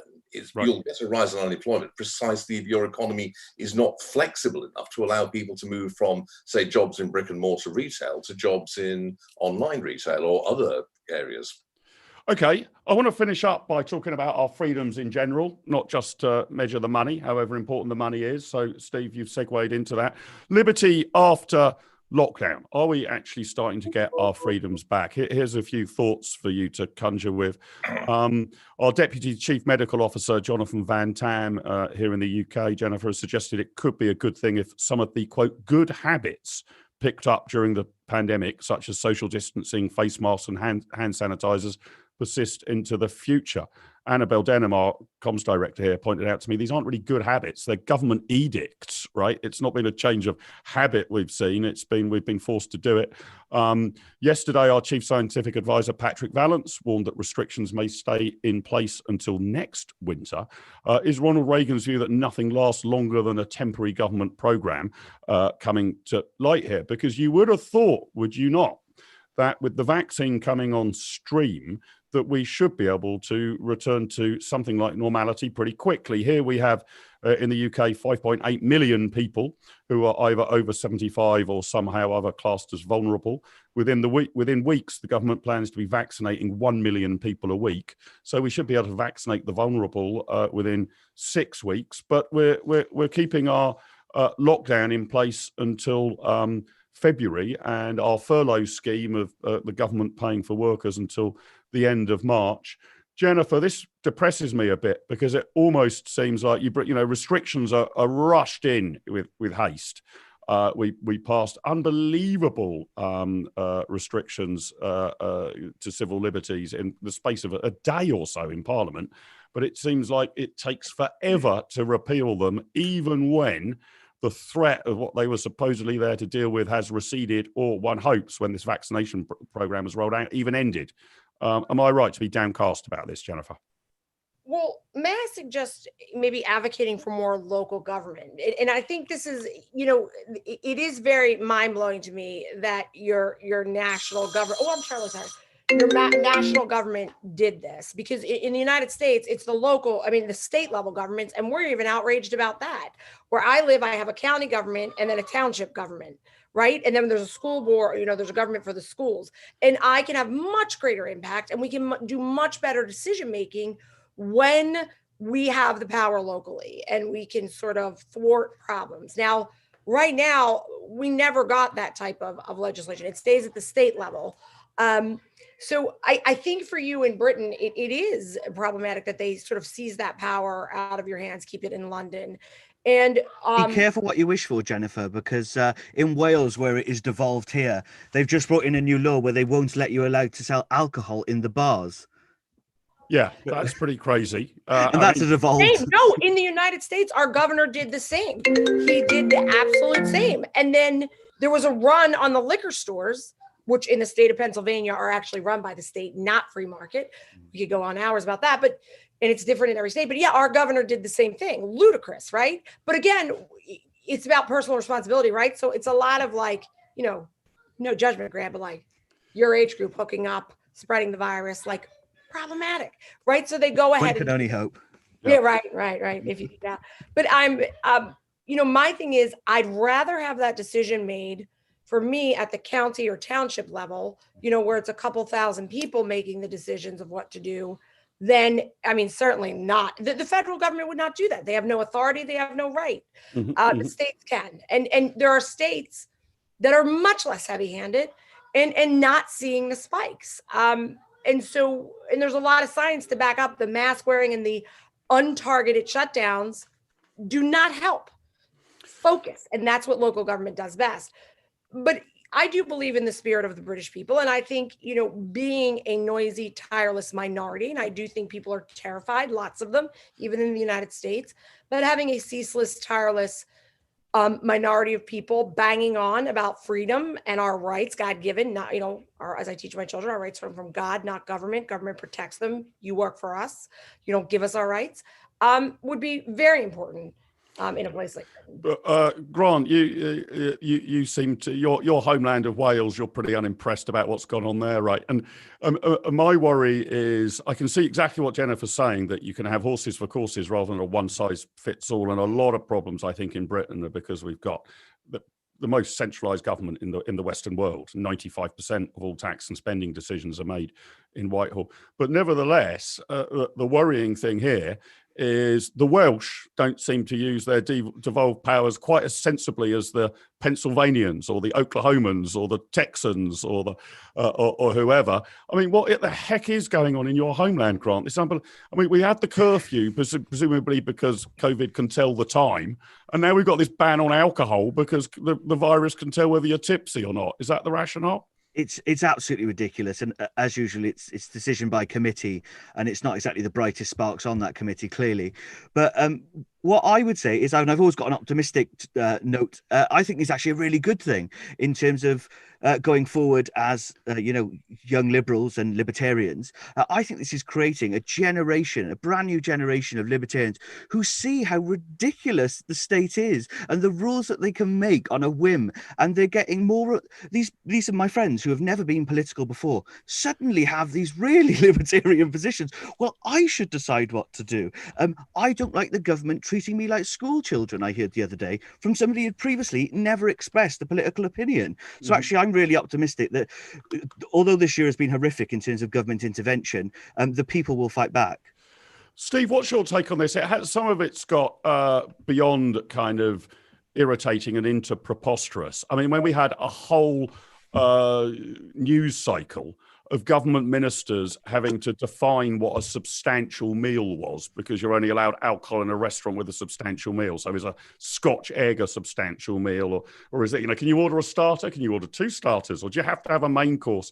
I mean, it's absolutely barking mad, isn't it? And do you think, quite apart from the sort of serious infringements on people's liberties, do you think, as Grant says, that it sort of shows the political class in a preposterous light, that the government is trying to define, how many chips you need on a plate in order for it to count as a substantial meal? It's absolutely absurd, isn't it? Yeah, absolutely. And this is the kind of thing that creates a very, well, from our point of view, good impression, from the politician's point of view, bad impression on the general public. And it's worth thinking about the kind of historical parallels here. During World War II, there were a ton of controls for obvious reasons during the war. But also, the British public, by the end of the war, were utterly fed up with it. And one of the main reasons why the Attlee government lost re-election in 1951 was precisely because they tried to keep a lot of these controls going. And so actually, I'm more optimistic. I think people make a clear distinction between controls that are brought in to deal with an emergency, which they'll put up with and grumble about, and attempts to actually extend those controls well past any reasonable point in terms of time, or extend them everywhere. Right now, the people who like to tell the rest of us what to do are thinking they're in paradise, and they're thinking this is a great opportunity to, enforce these ways, like make social distancing a permanent feature of British life. Apparently, I just do not see that happening. And if they try to do that, they're going to face an enormous backlash. And I think that I'm not as optimistic as you are about rolling out the vaccine. I think that the sheer incompetence of the British state means that it's probably going to take longer than that. I suspect we won't really get back to normal till, after February, probably into March. But once it is, I think people will go back to living normally and ignore all this nonsense. But let me press you a bit further, Steve, on my extreme pessimism here, or almost ascribing ill intention to our lords and masters. But it seems to me that we're not going, almost, I haven't quite said this, but that we're not going to kind of relax the restrictions until everyone's been vaccinated. Young, healthy, vibrant Grant Tucker must have the vaccine before our restaurants can open again. Surely we should be saying we've now quite clearly identified the vulnerable group. You can argue, it's over 65s, over 70s, or whatever, people with these conditions. Once you've got the vaccine to them, let's say for sake of argument, it's 10% of the population, maybe 15%. The rest of us can go back about our normal business. I mean, keep rolling out the vaccine program, but it's not a complete catastrophe if young, healthy people get COVID-19 in the way it is if people in their 80s in care homes get it. But it's not just the goalposts keep moving, it's the whole goddamn sport keeps changing in terms of justifying the restrictions that are in place. And they find new justifications for the restrictions, no? I think that, though, what will happen is this. You can vaccinate the vulnerable groups fairly quickly, as you say, in a couple of months, really, I think. What you then have is what you can then do is you can certainly step down the controls. You might have to retain some much milder ones than what we have now until you've reached proper herd immunity, which requires that you vaccinate about 60% of the population plus with this virus, from what we know of its R number. But that could be done easily by, I think, May or June at the very latest. And I think that an attempt to extend or maintain controls past the end of the spring will simply not be politically possible. There would just be too much pushback. And, the politicians, the MPs, ultimately on both sides of Parliament, they're going to get all that heat from their not from their constituents. Now, I don't know what's going on in Wales. I would have to say that, Wales. Nobody ever knows what's going on in Wales. Even Grant doesn't know what's going on in Wales. There's a history of this. Wales used to have pubs shut on a Sunday. And I remember that, there were huge queues going across the border into Shrewsbury every Sunday as a result.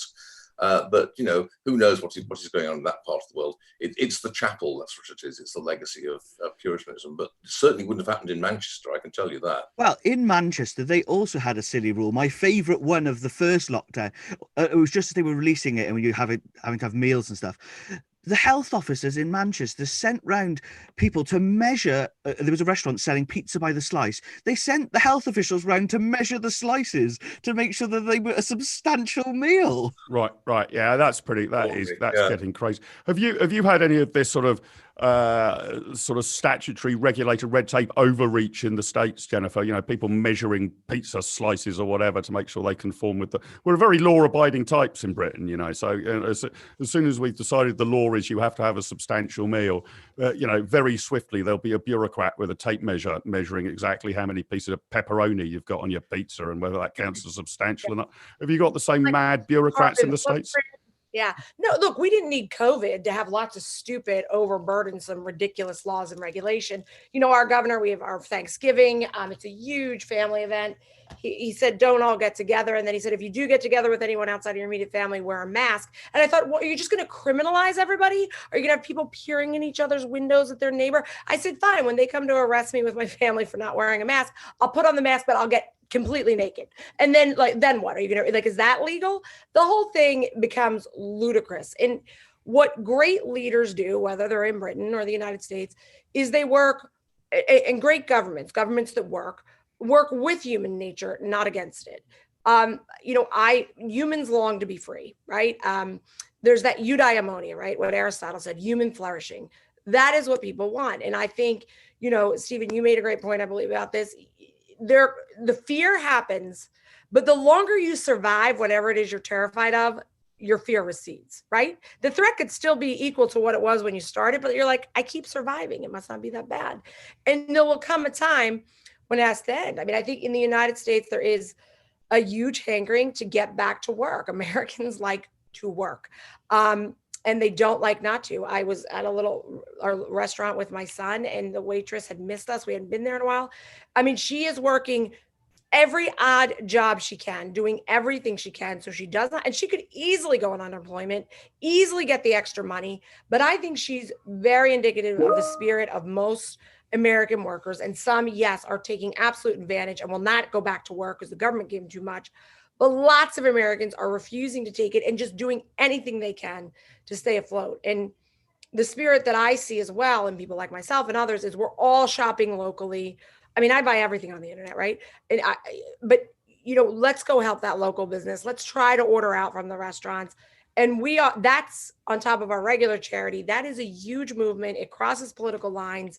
And I told my kids, let's all buy from the little guy. In America, we're all about the little guy, the small business entrepreneur who one day becomes the Rockefellers and the Vanderbilts. And we believe in that, in those people. So again, there's that annoying American optimism. It never ends. Steve, you've done a lot for us at the IEA about the history of pandemics and shutdowns over the centuries, basically. And perhaps you could tell us a little, I'm going to advertise your Hayek, the Hayek lecture, which you're giving a little later in the show, but is there likely to be a kind of massive upswing in libertine behavior? Jennifer's already promised to get naked when the regulators turn up, right? So this sort of behavior that in normal time, that once you start getting your freedom back, it starts to get a momentum of its own. Is there now a pent-up demand for people to go to pop concerts, to go out and have lovely meals and have a really great bottle of wine with it, to go down the pub, to go to a festival, all the rest of it? Will we see a real upswing in glorious, if on the margins, irresponsible personal behaviour?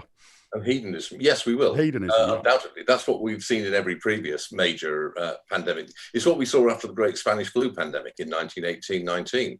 That's why you got Weimar, Berlin, and the Roaring Twenties and flappers and all that kind of thing. That was part of a reaction to that. You do also get other people who decide, my God, it's time to adopt a serious attitude to life and become Puritans.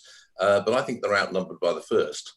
And, this is another area where the sheer ridiculousness is going to catch up. I mean, Matt Hancock apparently has told us that you can only have sex with somebody if you're living with them. And even if you do, no kissing, apparently, because you've got to wear a mask. Well, I mean, seriously, that's the kind of thing that is like, going to keep stand-up comedians in business for decades, I should think. Yeah, I think that Grant, what grotesque, obscene libertarian treats do you have in store for yourself as soon as you can legally practice them? Are you getting naked in front of the regulators like Jennifer? I might not join with Jennifer. I think she'd look a lot better naked than I would. But I'm going to go probably nightclubbing instead. I'm very much looking forward to going to Glastonbury next year or whatever other music festivals I can go to. But I wondered if I could quickly ask Steve a question on, because I know he's so knowledgeable on all these things. The news coming from Ireland today about their vaccine program and that they're going to start with the 18 to 35s because they are the ones that are mixing and breaking the rules. Oh, vaccinate the spreaders rather than the vulnerable. Yes. I think that's idiotic.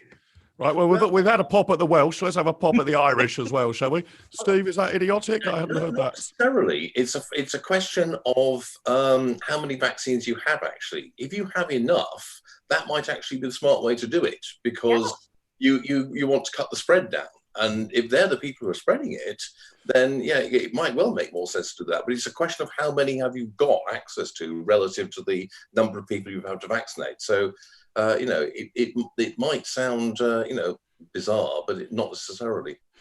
Jennifer, in the States, how close are you to rolling this out? And will it go without a hitch, or is there a kind of anti-vaxxer, tinfoiled hat libertarian movement that are going to object to any injection that's authorized by the federal government?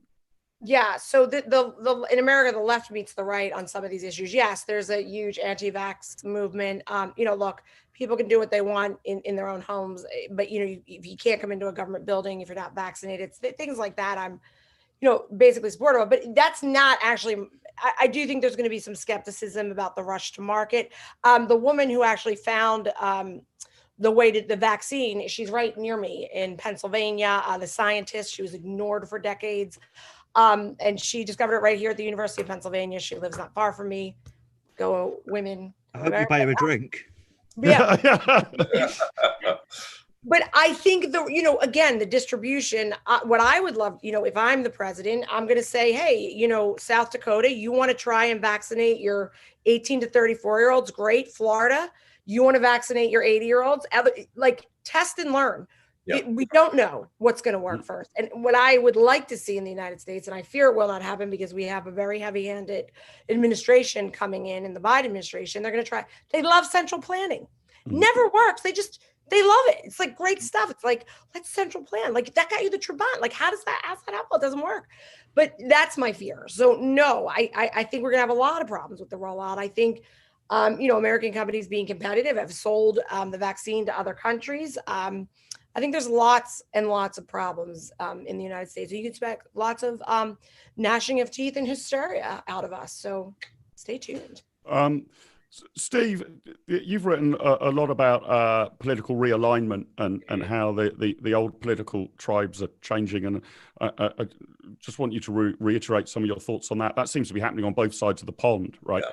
But could there be a new alignment around the Puritans versus the libertines? Some people will come out and just sort of decide that. I mean, we've had a go at the Welsh, the Irish, and Matt Hancock. I'm going to double down on having a go at Matt Hancock, the health secretary. He said something along the lines. This isn't verbatim, so I might be being a little unfair to him, but so what? So is everybody else. He said something along the lines of, well, the 10 p.m. curfew, might not have had as many benefits as we hope for public health, but it has reduced the crime rate in our streets because fewer people are fighting late at night. Well, I mean, that's an argument for a curfew in normal times, right? Everybody's, so have a standard UK bedtime to make sure that people aren't fighting in the streets. And Hancock's a long way from being one of the worst of the Puritans. Do you think this could be a new battle between those who've quite like the fact that there's a lot of laws in place that stop all of these things? I think it's quite good, actually, that people aren't allowed to have sex with someone who isn't from their household or find new justifications for it, whilst the very libertarian Jennifer and Grant practice a more libertine lifestyle than they ever have before. Yeah, I think it definitely is going to be a division, but not in a straightforward party way, because this is actually one of those questions where I think the division is as much to do with temperament as it is to do with ideology. There are people on both left and right who will object to that kind of aggressive paternalism. I think it's more a division between what you might call the managerial class and the public sector technocrats and other people on both left and right. It may be that there's a slightly more sympathy for that on the left because they like technocratic managerialism in, say, the economy, but there's strong pushback towards this, I think, from people of all political persuasions. So yes, there is going to be quite an argument about this, I think, but it's not going to play out in a kind of straightforward party political way, I think. I doubt it anyway. Grant, we spent most of sort of 2016 to 2020 in Britain being split down the middle between Remainers and Leavers, those who wanted to remain in the European Union, those who wanted to leave. We're now split again between Remainers and Leavers, those who want to remain at home and those who want to leave the house and go down the pub. Well, the ones who want to remain at home can stay at home. They're never any fun anyway. I like to, be outside in the smoking area, fag in one mouth, pint in the other. The boring people can stay at home, and us fun people, we can all go out and have a good time. And do you think there will be, I mean, you were sounding quite an optimistic note about how young people have perhaps got a bit more politicized about this or discovering their inner libertarian because of the way the government's intruded on their normal freedoms. I think it's a healthy skepticism of government intervention. And people know that this virus is dangerous, but they feel, actually meeting up with 3 of my friends in their 20s, I'm not going to see my granny for the next few months, but I can go see my 3 friends in their 20s. I think that's a perfectly legitimate, rational decision to make. And so do they. And they don't like Matt Hancock and his ilk telling them that they can't do that. I did have drinks not so long ago with a Matt Hancock former advisor who said that they never intended everybody to follow these rules to the letter, and it was all about nudge, nudge, nudge.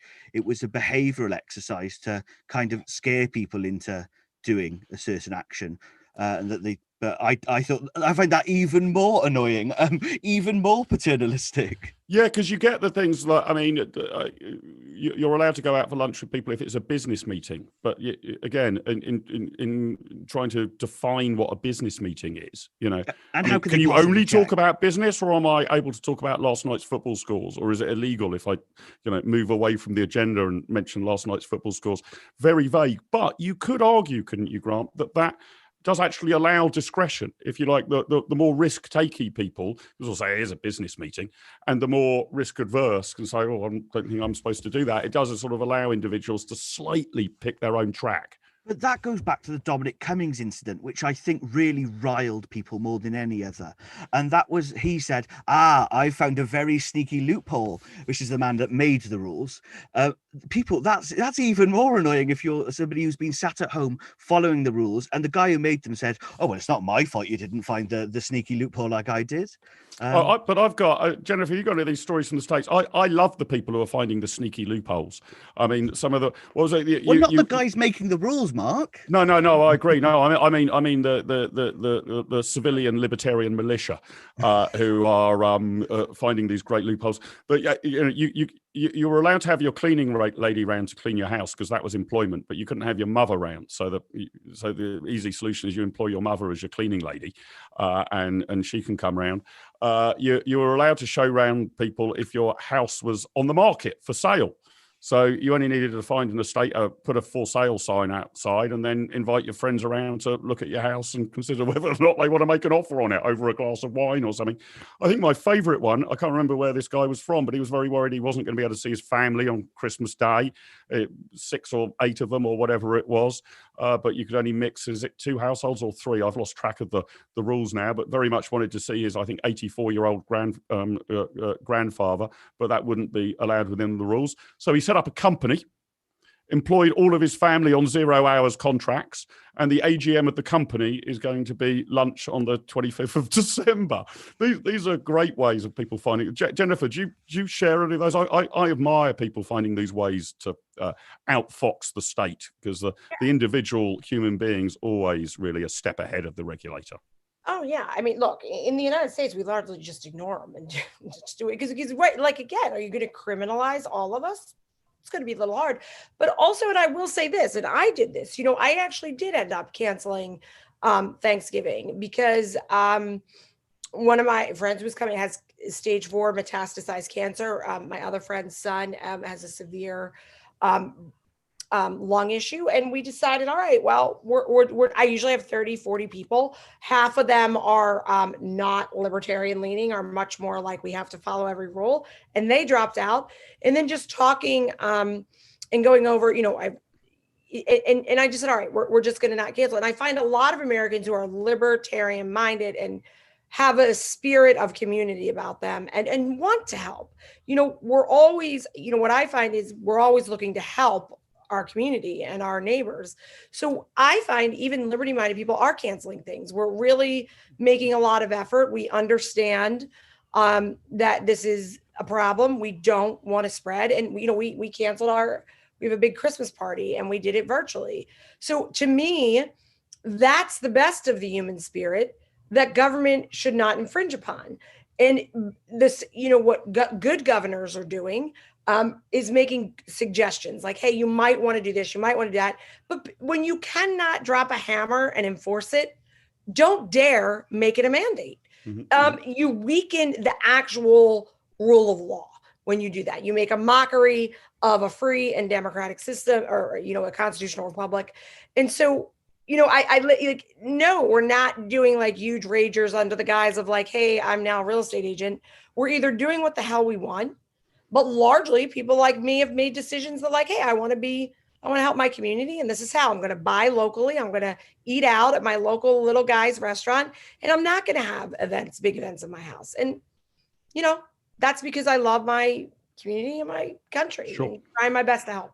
Okay, guys, I've got to wrap up with your optimism ratings. Our earlier guests gave variously a 7, a 7, a 6, and a 5. Just to remind you of the rules for the Live with Littlewood optimism barometer. It is how confident you feel over the next 2 or 3 years about, I guess we can say, the West in general, as we're joined with our American guest, where 10 is that freedom, utopia, and prosperity are in glorious abundance, and 0 is we have become North Korea, and 1 is that we've become Wales, roughly on the spectrum, if that gives you a flavour of it. Steve, let me start with you. How optimistic are you? My optimism has gone up since I was on last, so I'll give you a 7. Okay, and why is that? Why is that? What do you think? Because of of wonderful profit-making pharmaceutical companies discovering the vaccine. Partly that, yes, indeed, and I think also the evidence that I think the whole world economy has proved to be much more resilient than looked likely a year or so ago.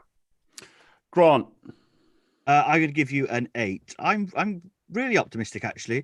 I think we're all going to get vaccinated pretty soon. I think there's going to be a short-term economic blip, and it's not going to be nice, but the economy will readjust. And actually we'll be a more productive society after this, and we all would find new ways to do things. And also on the medical point, I was very optimistic when I heard about the deep mind thing last week with this protein folding. And Steve always taught me when I was younger that don't just look at the economics and the politics and what the politicians are doing, look at everything around. And actually that one protein folding innovation could help eradicate all disease on this planet. Tell me about that. I don't know. Your cousin Tom wrote a very good article on this. I always read my cousin Tom. This one. Steve will be able to explain it a lot better than I will, but it's about the way that before they could never kind of code the DNA protein properly. There was no way of doing it, and it used to take about 10 years in a PhD, and now actually you can put it into this AI and they can solve it pretty quickly. And what that means is, say, in the instance of viruses and disease, you can map out the disease quickly to find a cure for it. I think I'm broadly right there, aren't I, Steve? That's pretty much. Are you talking about the are you talking about the mRNA, right? No, that's something else. There's too many scientific innovations for me to keep abreast of. That was the Philadelphia female scientist, y'all, right here. right here. So this is we're going to wipe out all known disease within a few years, are we, Steve? This sounds pretty good. A lot, actually. Yeah, I mean, this is a huge breakthrough. It's a huge breakthrough in artificial intelligence, for one thing, but also in terms of medical applications. Yes, it means that a lot of vaccines are going to become much easier to produce, but also, more to the point, a whole lot of other areas of not just medical science, but science to do with things like food synthesis and so on are going to become much, much easier as a result of doing this.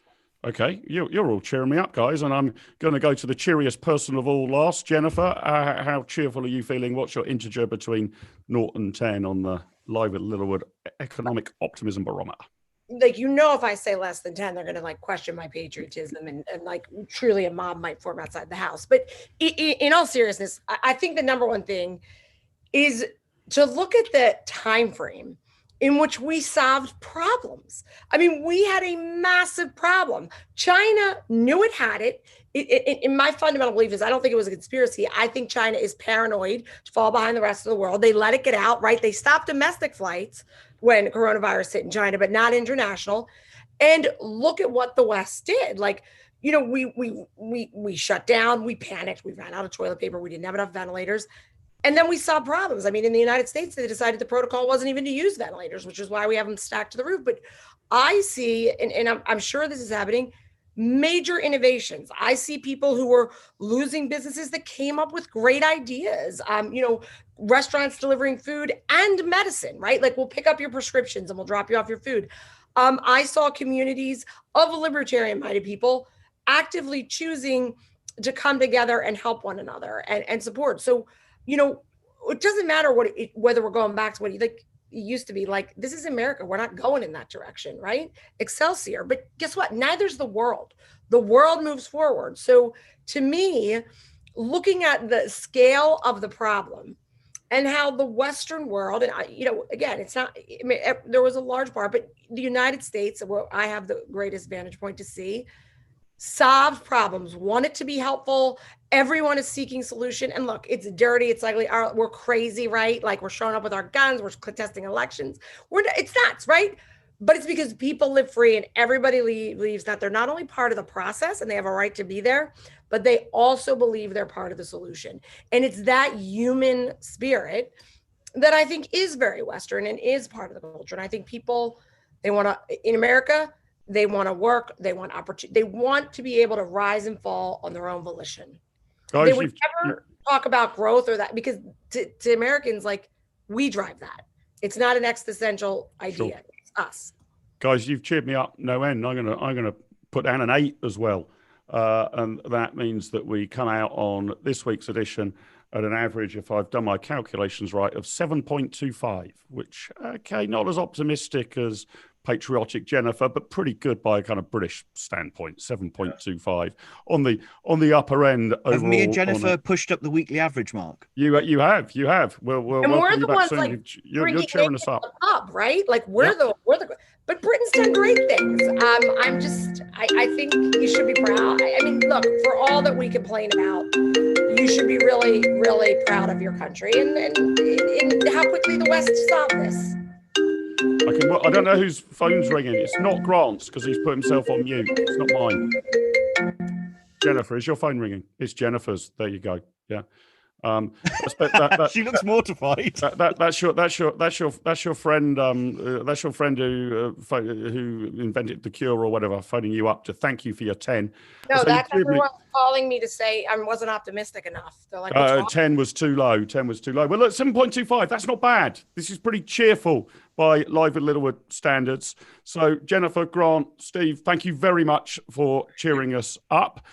Thank you also to our earlier guests, Allie, Renison, Martin Ågerup, Julian, Jessop, and Claire Fox. Just a reminder, if you want a little bit of cheering up, you can win £50 of my hard-earned cash if you can work out what the next letter is in this 50-year sequence. The 50-year sequence is HWCTMBBCM blank. What is the missing letter and why?